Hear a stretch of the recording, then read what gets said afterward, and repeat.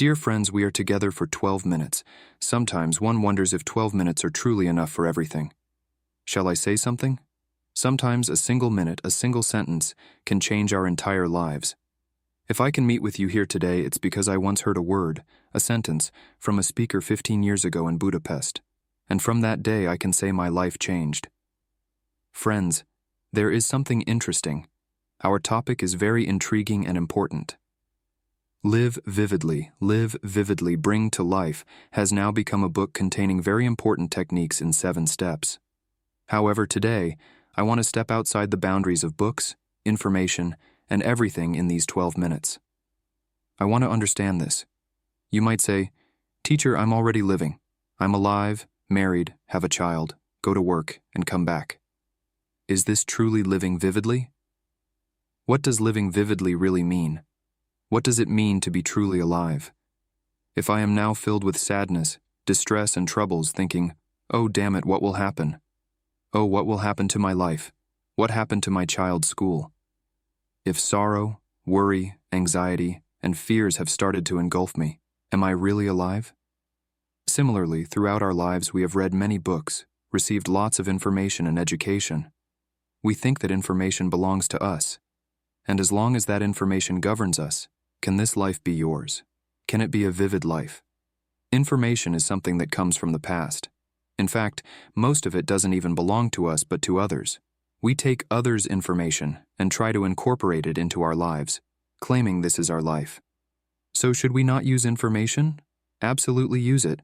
But who uses the information is very important. Information should not use us. We should use the information.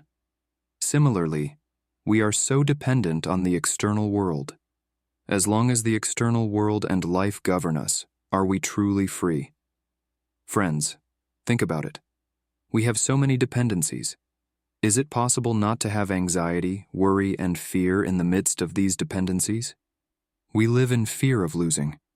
We want to trust everyone and look for places to put our trust. But do we really have self-confidence? What does it mean for someone without self-confidence to trust someone else? Friends, can a person who does not trust themselves trust someone else outside? No, they cannot. That is merely a dependency. People without self-confidence develop a severe degree of dependency. What does that dependency mean? It means, I can't live without that person. Oh, I need to save money for hard times. Oh, what should I do so my child can live the life I couldn't? In essence, we confuse trust with dependency. That's not trust, friends. And then what do we expect? Look, there is something more interesting. What does trust mean? When you encounter standard practices that you are familiar with, you feel secure. For instance, I trust a person because I know them. I know what actions they can take at what time. So, what do? I feel secure. If our actions, thoughts, and behaviors are always routine, and our expectations are always in that direction, can we call this trust? Can such nonsense be trust? No, friends. And this is the main indicator of dead living. Even what we call trust is essentially dead. Because the moment you see a different action, you say, "Oh, I never expected that from them." Why? Because we have many labels and images in our minds. We've placed those labels, saying, "This is like this, that is like that." You say life is like this, life is like that. And you call the life within these standards trust. The speaker says that is dead. Can you trust the dead, friends? Is this possible? Life is not dead, friends. Life is constantly changing with its troubles, problems, beauties, and ugliness. To be variable means to free yourself from all dependencies and become liberated. And the brain says, "But wait a minute.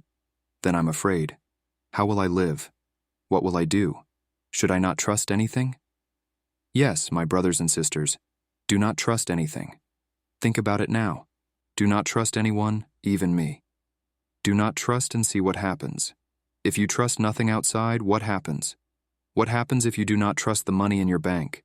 What happens if you do not trust your life? What happens if you do not even trust your children? Feel that everything around you is insecure. Do you feel a slight anxiety and fear inside? Bravo. Let that fear grow a little now because this is reality. Today or tomorrow you will face this truth. So, what happens if you don't trust? If you don't trust, This will happen. You will slowly return to your essence. You will say, "Yes, I have no friend but myself." Okay.